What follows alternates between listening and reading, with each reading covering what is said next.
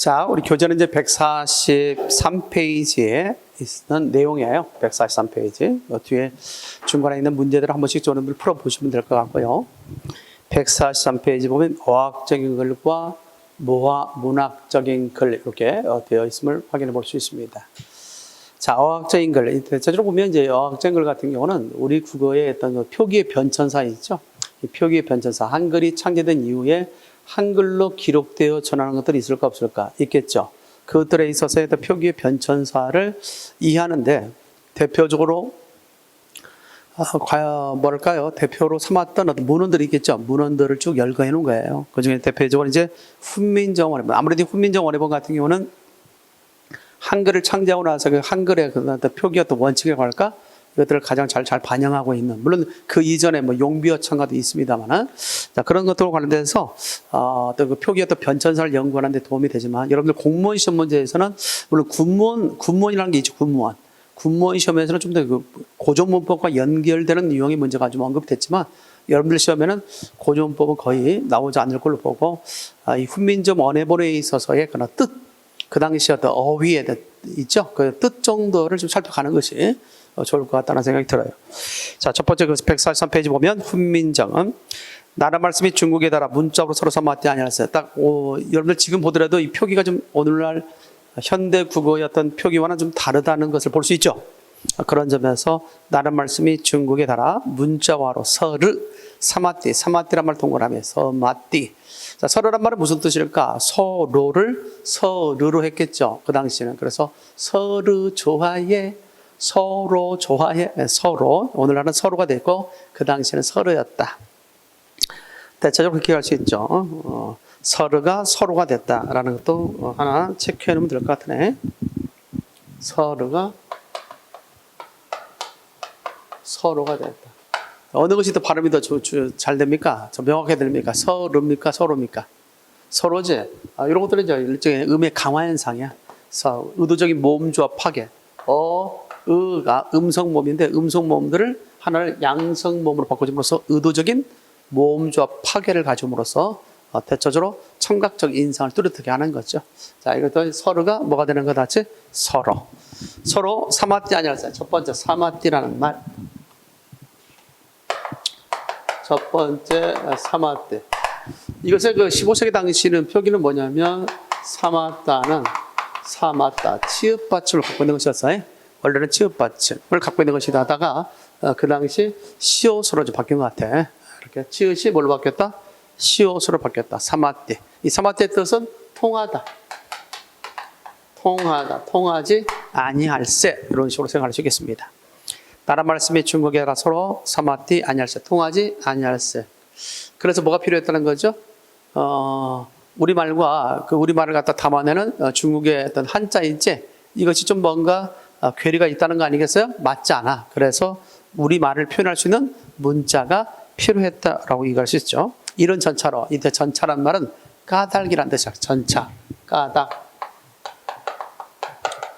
전차란 말은 뭐의 말에다 쓰자? 까닭. 이런 전차로, 이런 까닭으로 어린 백성, 이 당시 어리다는 무슨 뜻일까? 이때 어리다는 나이가 어리다가 아니라 어리석다. 어리석은 백성. 이렇게 이제 어휘적인 측면에 있어서 차이점을 갖고 있기 때문에 시험 문제 출제될 수 있다는 거죠. 어리석은 백성이 니르고저 홀프에 있어도 마참내 제 뜻을 싫어란 말, 싫어란 말, 능히 그런 뜻입니다. 능히 표디 못할 놈이 하니라 하다.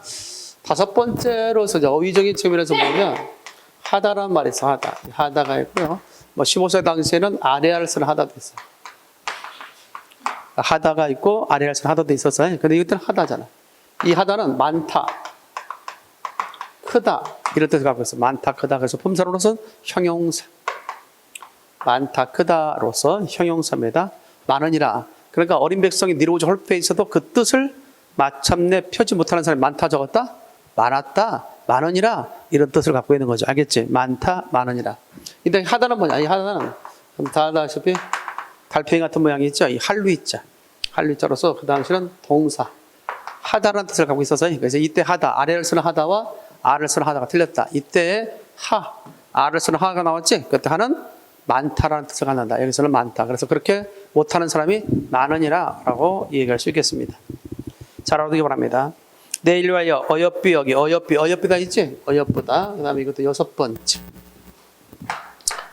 번째에 있어서 이제 어여쁘다. 이 어여쁘다도 대체적으로 이제 불쌍하다.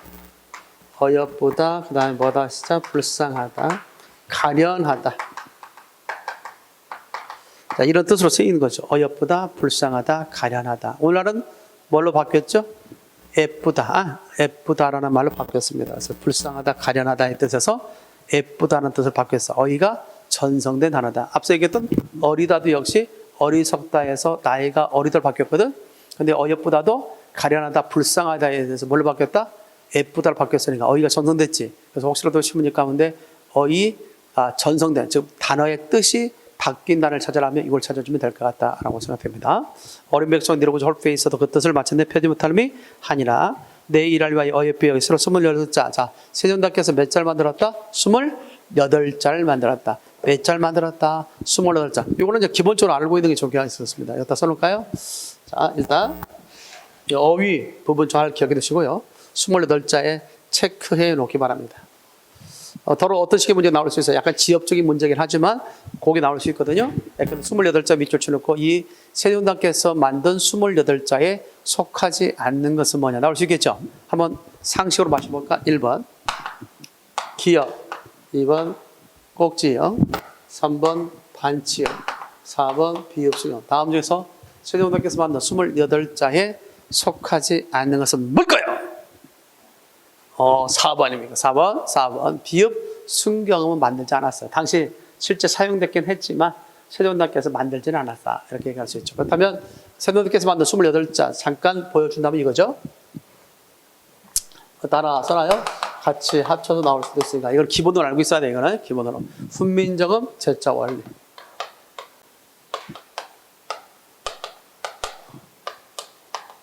자, 훈민정음 제자 원리 이렇게 기억할 수 있죠.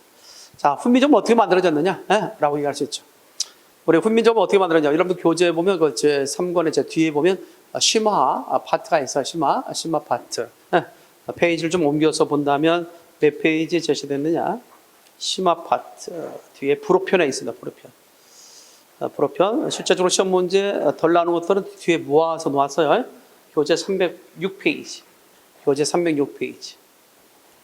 306페이지 보면 웬말 문법과 관련해서 제자 원리 문자책이 있어 없어요? 있지? 거기다가 좀 별표시 하나 해놓고 기억해둬라. 물론 최근에 와서 시험 문제 자주 나오는 아니지만 그래도 그 부분이 언급될 수도 있으니까 한번 좀 생각해두는 거 좋다. 자, 훈민정음의 무슨 원리다 하지? 제자 원리 기억하면 되겠다.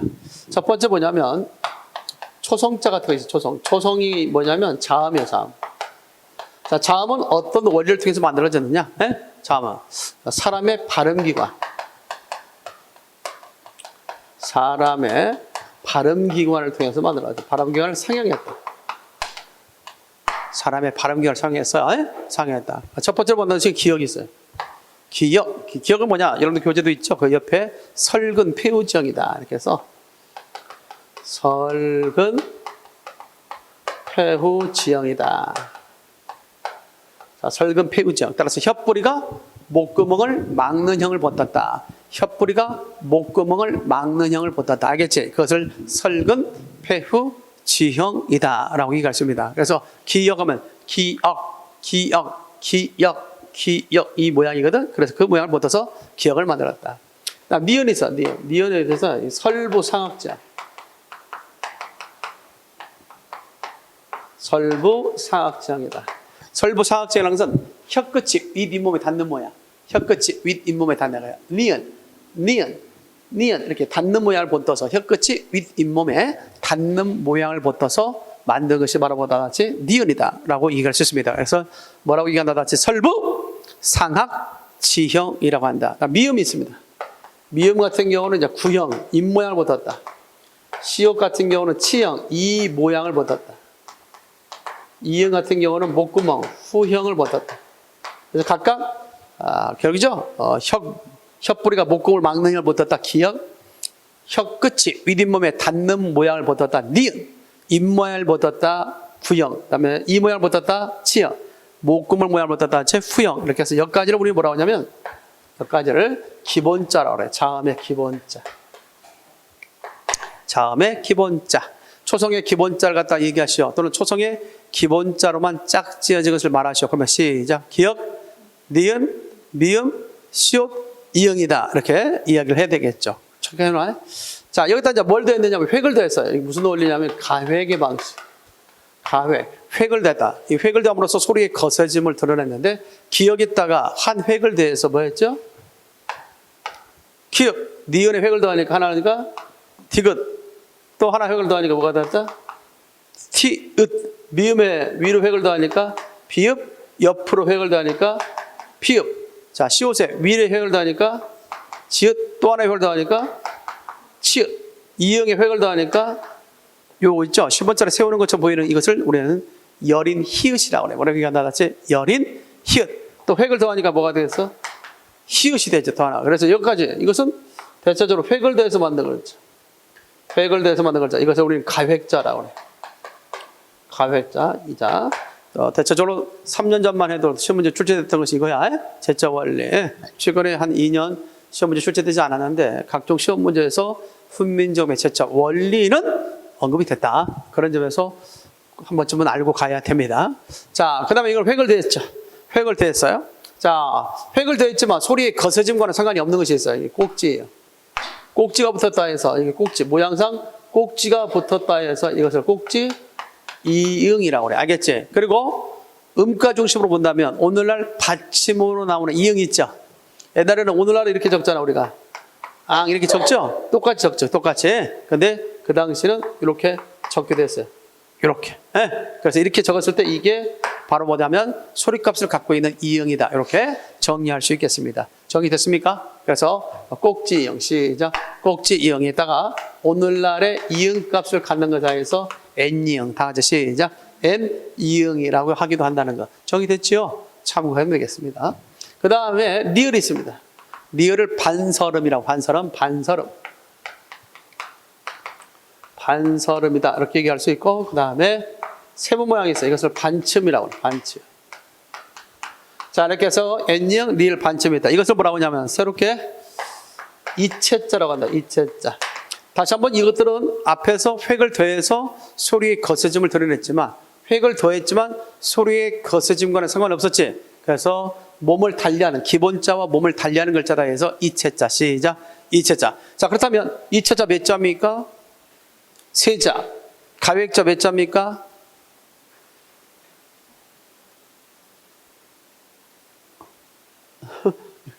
딱딱 짱이고 8개, 하나 더 하면 9개. 시작. 9개. 그 다음에 기본자 몇 자입니까? 5자. 그래서 593. 조. 593. 조. 합쳐봐. 몇 개입니까? 593. 593 더하면 17개. 시작. 17개. 자, 그래서 17자입니다. 초성은 몇 자 만들었다. 시작.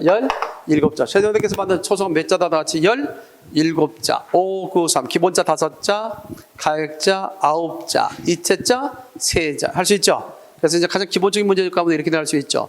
여러분도 한번 질문 던져볼까? 이해를 했는지 확인하기 위해서. 다음 중 제자 원리가 다른 것은 1번 기역, 2번 니은, 3번 미음, 4번 치읓. 다음 중에서 제시된 초성자 가운데 자음 가운데 제자 원리가 다른 것은 몇 번일까요?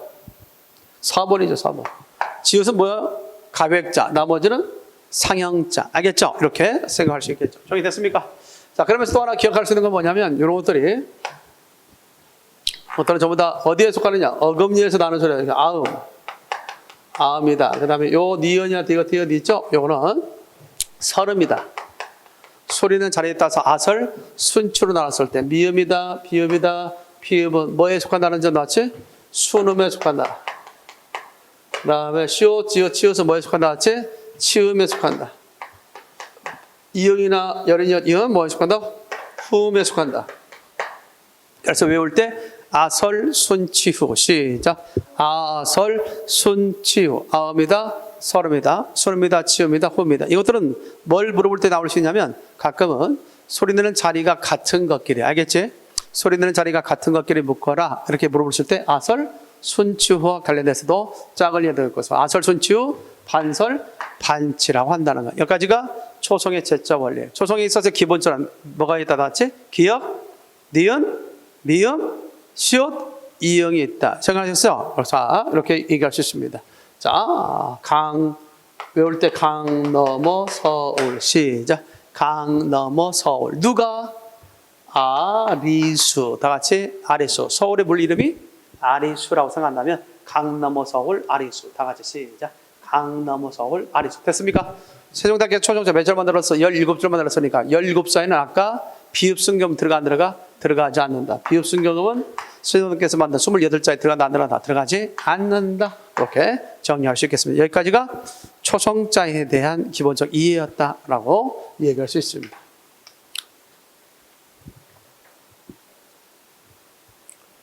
여기까지 됐습니까? 네? 지워도 되겠어요? 좋습니다. 이걸 기본적으로 알고 있어야 돼.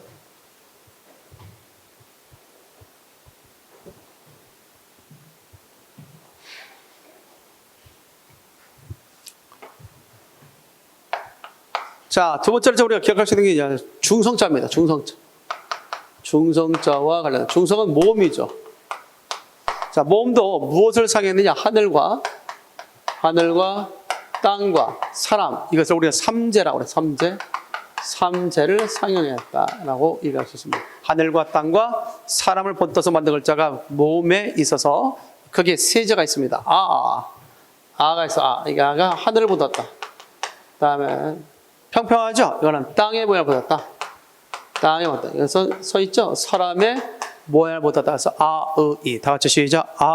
이. 이 세자가 바로 모음, 중성에 있어서 뭐라고 부를 수 있다?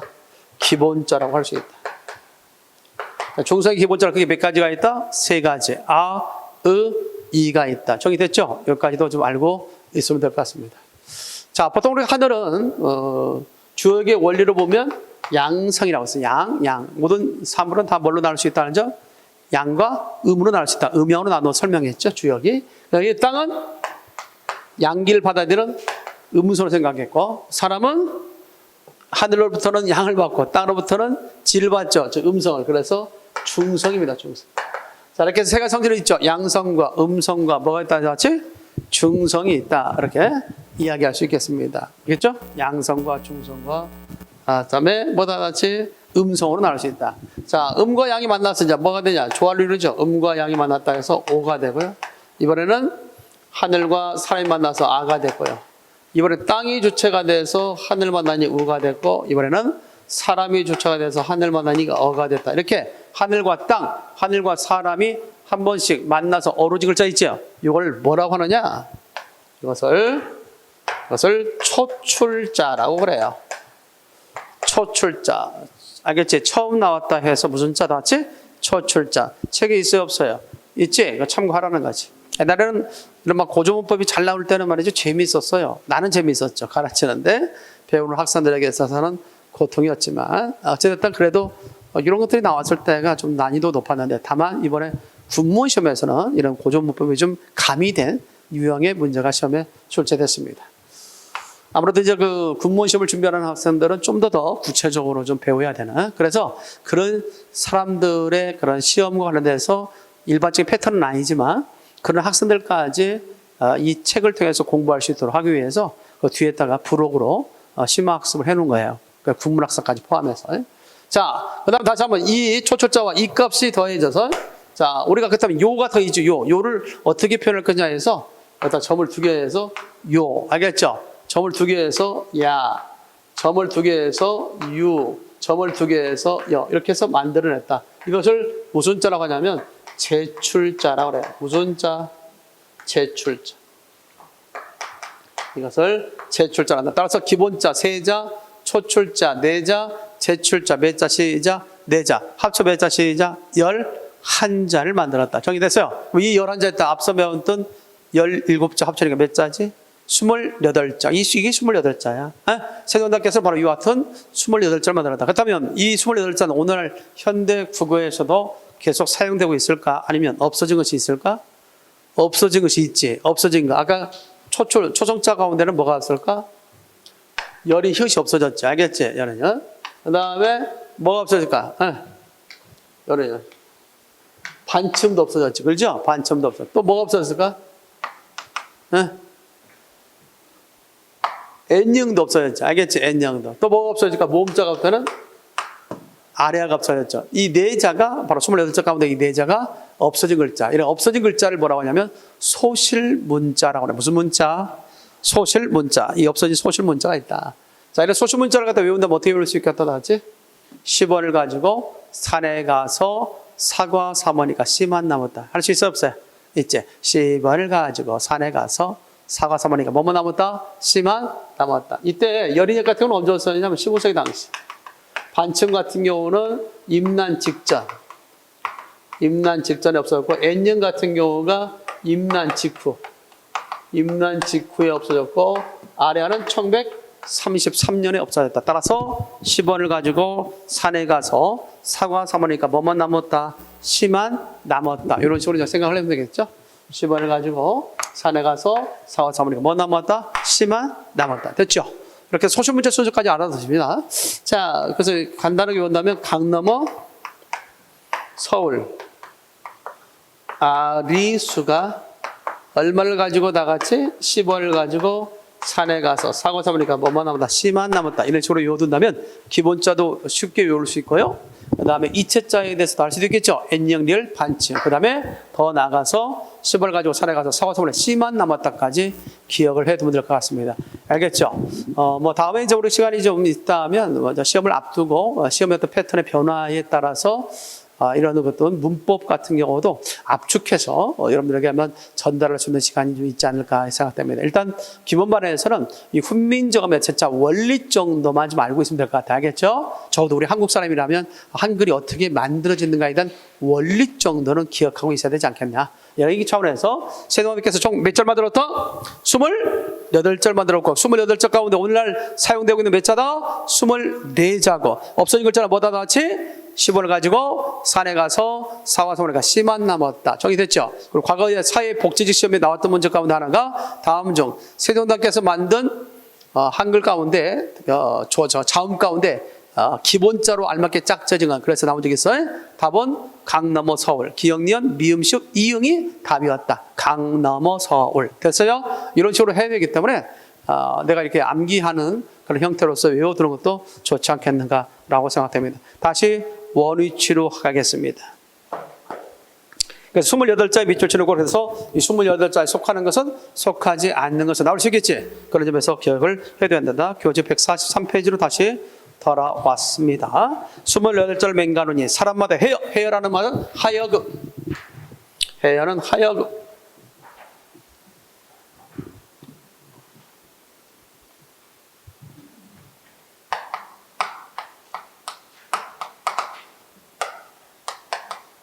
오늘날 현대어로 하면 하여금이라는 뜻이다. 해여.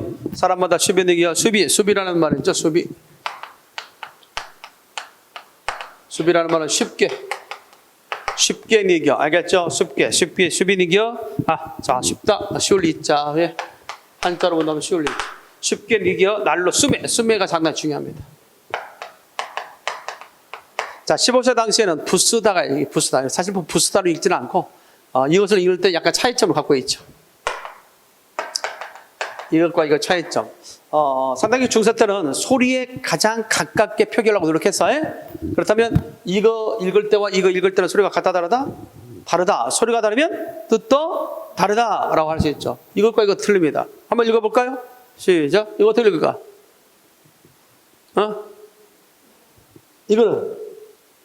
이거는 사실 부스다라고 하면 안 되고 요거는 양수름이거든. 양수름은 양 입술에서 나는 소리를 양수름이라고 그래. 그래서 발음에 소리의 출발점은 어디다 두고 있냐면 양수름에서 출발하는 거야. 그래서 입술을 붙여야 돼.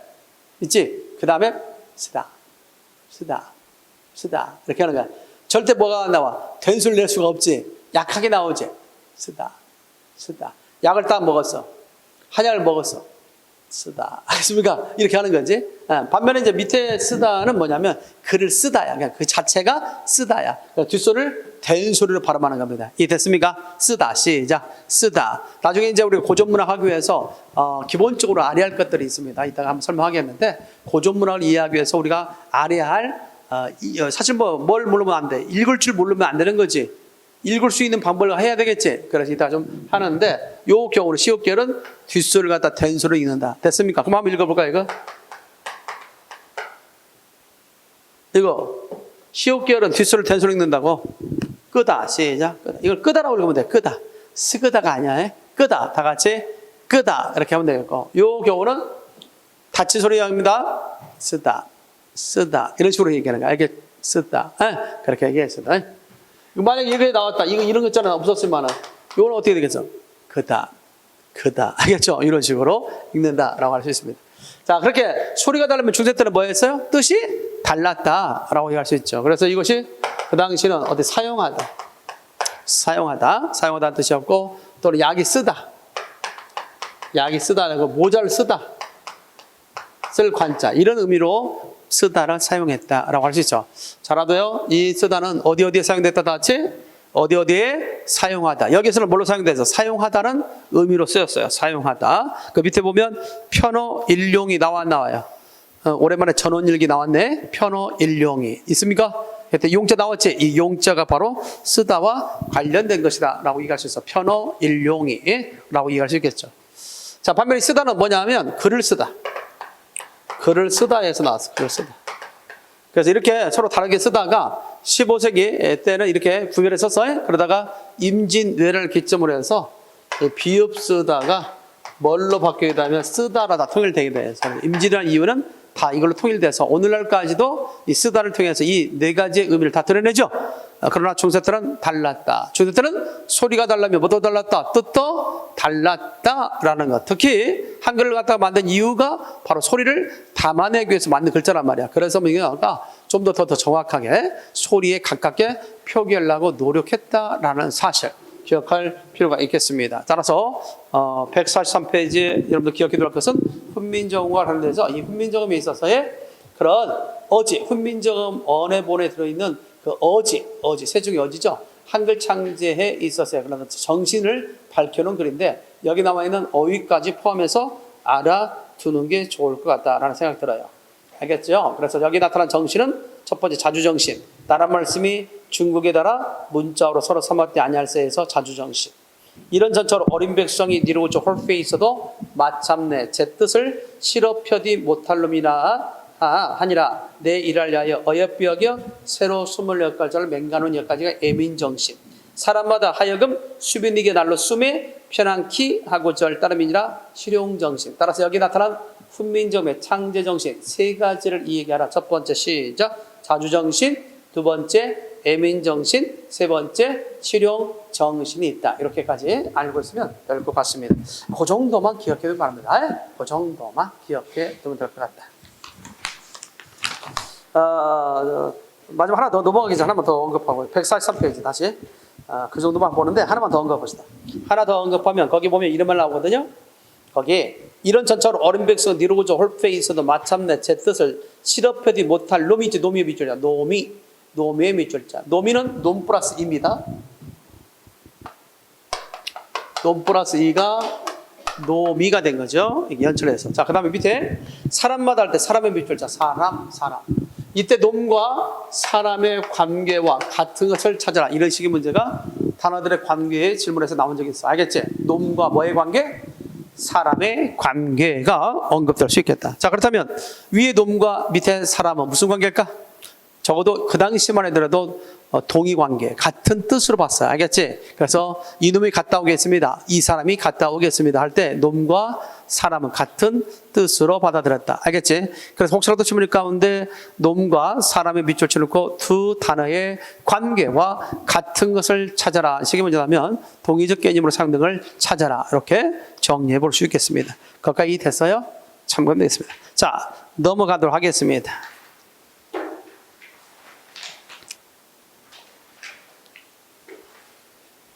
자, 문학적인 글입니다. 문학적인 글. 교재 152페이지. 교재 152페이지. 자, 어학적인 글에서는 훈민정 원해본을 중심, 훈민정 원해본 속에 담겨있는 세종의 어지글을 중심으로 해서 기억해두면 될 것 같고요.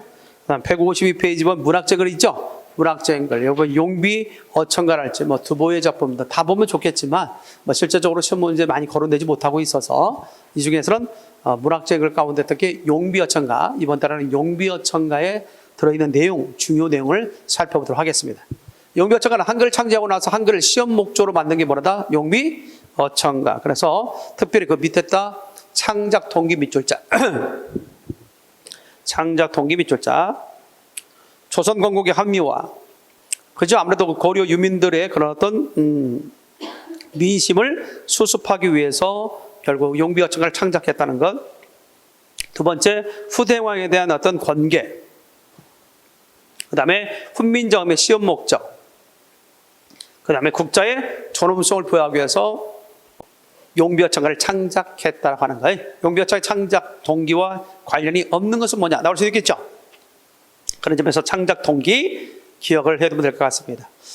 자, 용비 어천가는 전체 10권으로 되어 있습니다. 10권 125장으로 되어 있고, 그 중에서 전절은 중국의 밑줄 자연화, 전절은 중국 역대왕의 사적 찬양을, 후절은 조선 육조의 사적 찬양. 그래서 전절은 중국의 이야기를, 후절은 우리 육조, 세종대왕의 육조 선조들을 말합니다. 육조들의 이야기를 서로 대꾸 형식으로 전개하고 있다.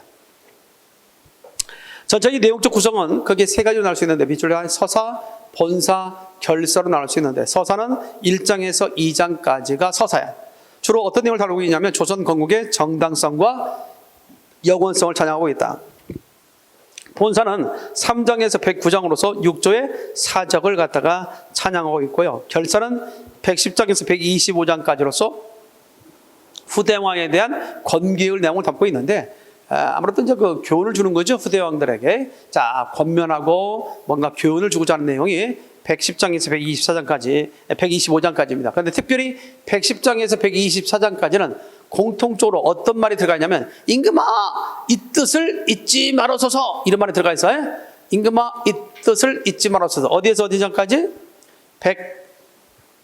110장에서 124장까지는. 그래서 특별히 그 장을 무슨 장이라고 하냐면 무망장. 시작. 무망장이라고 합니다. 옛날에 여러분들을 현혹시키려고 약간 지엽적인 문제긴 하나 이렇게 나온 적이 있죠. 용비 어천가 110장에서 125장까지는 공이 임금아 이 뜻을 잊지 말으셔서 라는 표현이 들어가 있다. 그래서 무망장이라고 한다. OX?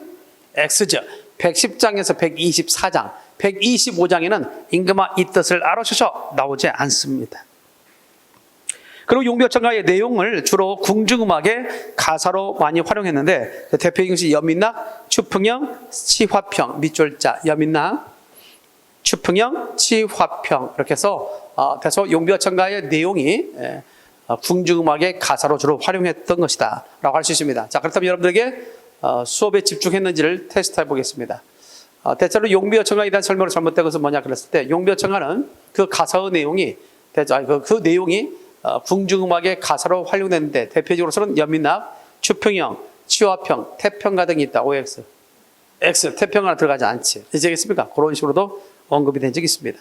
그리고 당시 한글 시험을 목적으로 만들어진 것이기 때문에 훈민정음 창제 당시의 표기성 특징을 가장 잘 반영하고 있는 문헌이 뭐다? 같이 용비 어천가다. 그러나 문법적인 사항은 잘 나오지 않으니까 내용적 이해를 중심으로만 기억하고 있으면 되겠습니다. 따라서 용비 어천가가 나오는 것 중에 가장 시험이 잘 나오는 것이 2장과 125장. 2장하고 125장 밑줄 동그라미 하나. 2장과 125장.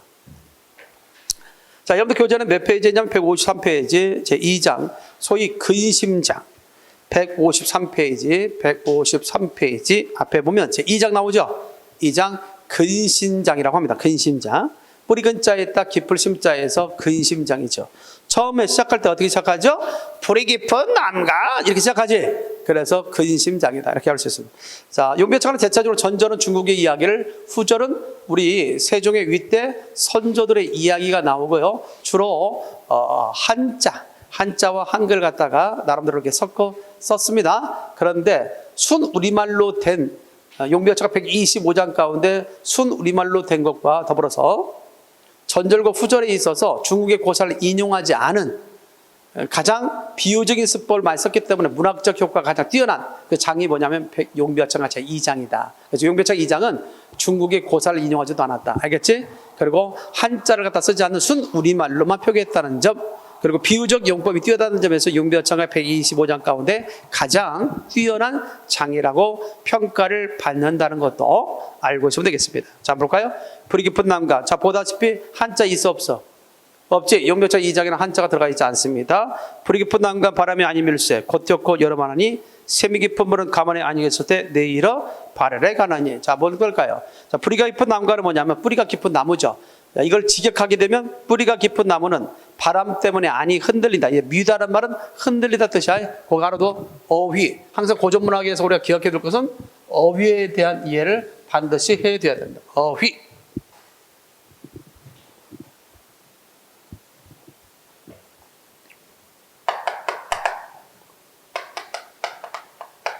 미다는 날 흔들리다 뜻이야. 흔들리다. 흔들리다, 미다, 흔들리지 않을세, 그런 말이야. 흔들리지 않을세, 꽃 좋고 여름한다. 꽃이 좋고 열매가 많이 한다. 이때 여름이라는 말 잘 알아야 돼요. 여름. 여름은 여기서는 열매라는 뜻이다. 썸머, 계절 여름이 아니야. 그 당시 계절 여름은 어떻게 썼냐면 여름이었어. 알겠지? 그 당시의 계절 여름은 여름이어서 이 여름이 여름이라는 뜻이야. 여름, 계절 여름.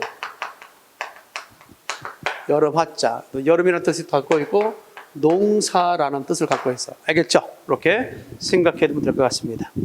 자, 그래서 불이 깊은 남가 바람이 아니 밀세 아니 흔들세 꽃이 좋고 열매가 많이 한다. 샘이 깊은 물은 가만히 아니 겼을 때 내일어 발 아래 간다. 됐습니까? 샘이 깊은 물은 아무래도 그러죠. 마르지 않지. 그러니까 그 샘에서 넘친 물이 내를 이루고 내가 어디로 간다? 바다로 간다라고 얘기하고 있습니다. 여기 직역하면 그래. 근데 이것을 의역하면 다음과 같이 되어 있다.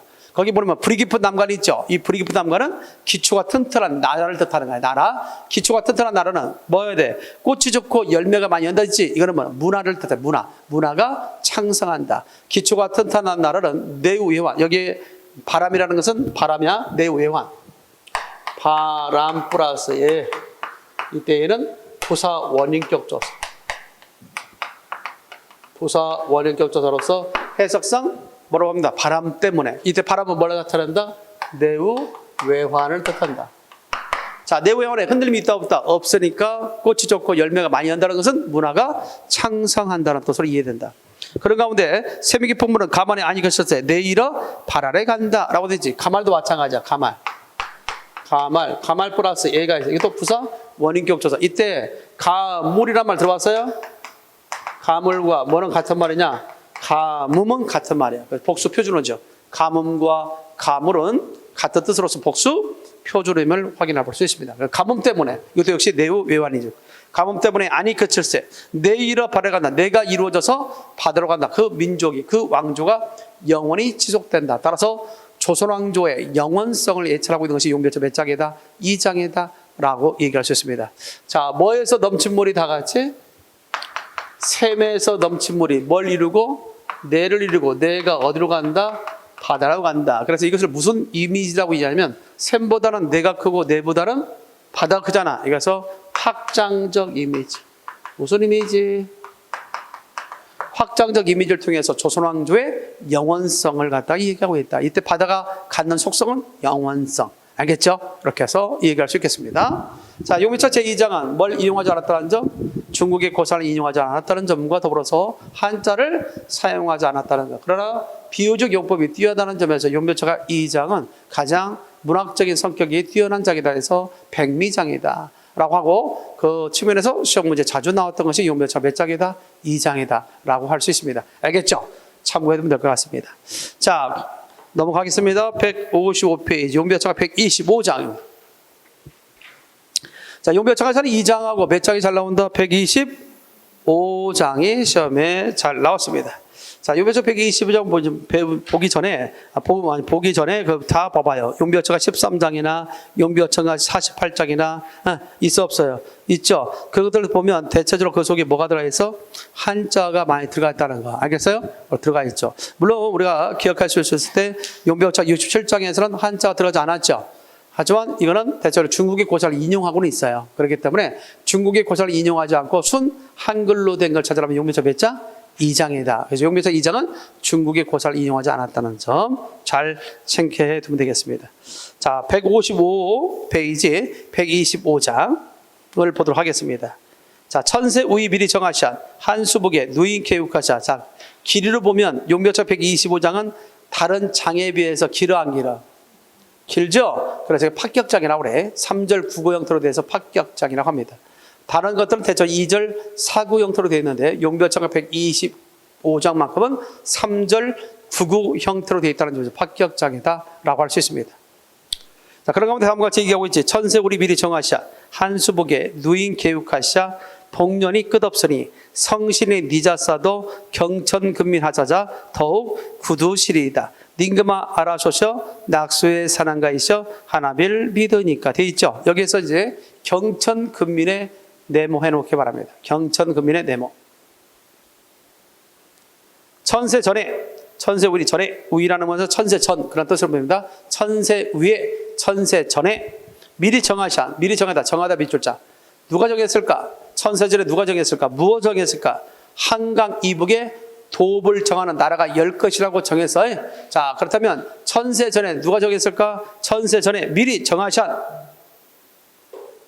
정하다 주체는 하늘이 정했어. 하늘이 정했고, 용묘창과 창작되기로부터 시작해서 천년전은 신라 말 때쯤 말합니다. 신라 말 때 도선이라는 승려가 있어서 그 도선이라는 승려가 예언을 했어. 그래서 도참선이라고 그래. 그 도선이라는 승려의 예언을 통해서 보면 한강 이북에 앞으로 1000년 후에 그 당시 신라 말 때 한강 이북에 도읍을 정하는 나라가 열 것이다. 그 예언대로 뭐가 열게 됐다? 조선이라는 나라가 세워지게 됐다라는 것을 얘기하는 것으로서 조선의 건국성, 조선의 건국의 정당성을 갖다 얘기하는 거지. 이해됐나요? 다시 한번 얘기합니다. 조선 건국의 정당성을 이야기하기 위해서 1000년 전에 도선이라는 사람에 의해서 예언됐던 앞으로 1000년 후에 한양을 도읍으로 정하는 나라가 열 것이라는 예언대로 이 조선이라는 나라가 세워졌다. 이거는 이미 1000년 전에 예고된 거야 라는 사실을 통해서 바로 조선 건국의 정당성을 피력하고 했던 거죠. 자, 이렇게 해서 누인 개국하자 복년이 끝없으니 성신이 늦었어도 경천근민. 야, 경천근민 밑줄자 아까 했습니까? 경천근민은 뭐예요? 하늘을 공경하고 힘써 백성을 다스린다. 이 경천근민이 이 용묘차가 125장의 주제 시어가 됩니다.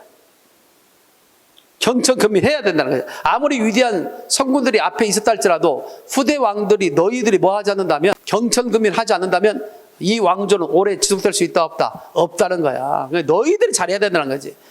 경천근민은 뭐라고요? 하늘을 공경하고 힘써 백성을 다스린다. 이것이 바로 임금의 본분이라는 거지. 임금의 본분을 하지 않는다면 이 왕조는 오래가지 못할 것이다. 내가 실제 예를 들어줄게. 그런 예가 있다는 거. 그래 좀 논리적이죠. 이렇게 하지 않았을 때, 경천근민 하지 않았을 때 어떻게 되는지 실제 내가 예를 보여줄게. 자, 그 이웃나라 저기 밑에 보면 링그마 아라소셔 명심하소서 링그마 낙수의 산한가 있어 하나빌레 믿으니까 있습니까? 이거는 중국의 고사를 인용하고 있어요. 옛날 그 한나라 때, 중국 한나라 때 태광왕이라는 사람이 있었어요. 중국 한나라 때 누가 있었다? 중국 한나라 때 태광왕이라는 사람이 있었어요. 태광왕이 그의 할아버지가 우왕이 있었어. 우왕이 있었는데 우왕은 아주 덕막이 좋은 왕이었어요. 그래서 많은 백성들부터 추앙도 받고 존경도 받았던 사람이 우왕이었어요. 근데 그의 손자였던 태광왕이 등극하게 됐는데 이 태광왕은 자기 할아버지만 믿고 그냥 노는데 빠져요. 유의에 빠져요. 사냥에 빠져요. 그러다 보니까 점점 나라는 어떻게 되겠어요? 도탄지구에 빠겠죠. 그럼에도 불구하고 아랑곳 없이 계속 놀자만 하니까 안 되겠다. 더 이상 몇 번이고 그 할아버지 입장을 고려해서 용서해 줬지만 더 이상은 안 되겠다 해서 백성들이 그 왕을 폐위시킵니다. 자, 그러니 어떻게 되겠어요? 아무리 위에 성군이 있다 할지라도 너희들이 잘못하면 뭐가 될 수 있다? 이와 같이 이웃나라의 그 태광과 같이 왕위에서 쫓겨날 수 있다. 그러니 후대 왕들이요 더 열심히 왕업을 갖다가 쌓는데 노력하라 라고 얘기하고 있지. 권면하는 내용이다 말이지. 후대학에 대한 권면. 그래서 대표적인 말은 경천근민. 그리고 전체적인 것은 마지막에 이웃나라의 잘못됨을 교훈 삼는 얘기지. 따라서 타산지석. 시작. 타산지석. 용묘차 125장의 마지막 구절과 관련된 한자성어는 타산, 지석과 관련되어 있다라고 이야기할 수 있겠습니다. 정리됐습니까? 그런 점에서 이 내용적 이해를 갖다 하는 게 중요할 것 같다라는 생각이 듭니다. 이해됐습니까? 하나씩만 예를 들면 거기다 밑줄 쳐놓고 거기 서술어의 주체를 갖다 좀 정확하게 기억해 두시기 바랍니다. 가끔씩 나올 수 있으니까. 거기 보면 정하다. 정하다는 건 누가 정했다? 하늘이 정한 거야. 하늘이 정했다. 하늘 밑줄 쳐놓고. 그 다음에 누인 개육하시아. 어진 인을 쌓아서 나라를 열었다. 누가 그러느냐? 육조. 육룡이 그랬어요. 육룡. 그다 써라. 육룡이라고. 세종의 윗대 선조들. 세종의 윗대 선조들이 누구였냐면 목조, 익조, 도조, 환조, 태조, 태종. 그래서 목익도한, 태조, 태종이 있다. 자, 이런 사람이 세종의 윗대 선조들이야. 그래서 목조, 익조, 도조, 환조, 태조, 태종. 알겠지? 이 바로 여섯 임금들을 바로 왕이 바로 이와 같이 나라를 갖다가 잘 세우고 다스렸다는 얘기야. 누인 개육하샤. 아시죠? 그 다음에 복년이 끝없으니 성실히 늦었어도 경천근민하사자. 밑줄자 경천근민. 자, 경천근민의 주체는 누굴까? 누가 경천근민을 해야 되겠어? 후대 왕들이 하늘을 공경하고 힘써 백성을 다스려야. 그 다음에 더욱 굳으시리다. 굳으시라 밑줄자. 뭐가 굳겠어? 그렇게 하면 바로 왕조가 더 굳을 수 있다. 굳으시다의 주체는 왕조. 굳으시리다의 주체는 왕조. 임금아 알아서서. 임금이시여 명심하소서. 알아서서. 알고 있습니까? 알아서서. 네, 그때 알아서서 밑줄자 아소서 이렇게 하면 돼요. 현대어로 보면 임금이시여 아소서. 이때 아소서는 후대 왕들. 주체는 후대 왕들이죠. 그런 가운데 낙수의 사냥가에서 하나를 믿으니까 태조왕이 할아버지만 믿고 낚시 또는 사냥 가서, 이때 사냥이죠. 낚시가 아니라 사냥 가서 여러 날 돌아오지 않자 결국 백성들이 그를 폐위했다는 사실을 아십니까? 이웃나라의 잘못됨을 교훈삼으라는 얘기죠. 그렇다면 여기에서 알아시니까 믿으시니까 이제 믿으시니까 밑줄자. 믿으시니까 주체는 누구다? 태강왕. 믿으시니까 주체는 후대왕이 아니라 태강왕. 하나라 때 우왕의 손자 태광왕입니다. 그렇다면 첫 번째 뭐가 나올 수 있어? 각각 서술어의 밑줄 쳐놓고 서술어의 주체가 잘못 짝져진 것은 뭐냐? 나올 수 있겠지? 다시 한번 정리 한번 더. 정하대 주체는 시작. 하늘. 누인 계획화사 주체는 시작. 육룡. 그 다음에 경천 근민 하사자 주체는 후대왕. 구두시리라의 주체는 나같이 왕조. 임금아 알아서서의 주체 후대왕. 낙수의 사냥가이시여 하나님을 믿으니까 주체 태강왕. 하나를 때 태광하면 대설이와 같이 서술어와 그 주체에 대한 문제가 더러 시험 문제에 출제될 수 있을 것이다. 알겠죠? 이렇게 해서 우리가 소위 문학적인 글, 어학적인 글 가운데 혹시라도 내용적 이해, 문법적인 것들은 요즘에 좀 많이 나오죠. 않고 있어서 내용적 이해를 바탕으로 한 훈민정음에 있어서 세종의 어지와 그 다음에 문학적으로서는 용비어천가를 중심으로 해서 내용을 좀 살펴봤습니다. 알겠죠? 자, 다음 시간에는 이제 뭘 하게 되느냐면 내가 해주는 것만 일단 알고 있어야 돼, 여러분들. 그래서 다음 시간에는 어떤 내용을 중심으로 할 거냐면 고전문학을 이해하는 데서 우리가 알아야 할, 일단 잘 읽어야 뭐 할 수 있다는 점? 내용을 파악할 수 있잖아. 그래서 그에 대한 고전문학에 있어서의 그런 어떤 주요 해석 방법에 대해서, 알겠습니까? 거기에 대해서 좀 설명을 좀 하고 나서 실제 고전문학에 대해 시가문학, 그다음에 산문문학에 대한 이해를 하도록 하겠습니다. 알겠지요? 자, 이렇게 해서 쭉 하고 문제는 여러분들 쭉 한 번씩 풀어볼 수 있도록 하기 바랍니다. 잠깐 쉬었다 계속해서 171페이지로 넘어가는 상황에서 미리 먼저 고전문학에 대한 이해 방법을 먼저 설명하고 시가문학부터 설명해서 주요 작품들을 분석하도록 하겠습니다. 알겠죠? 잠깐 쉬었다 갑시다.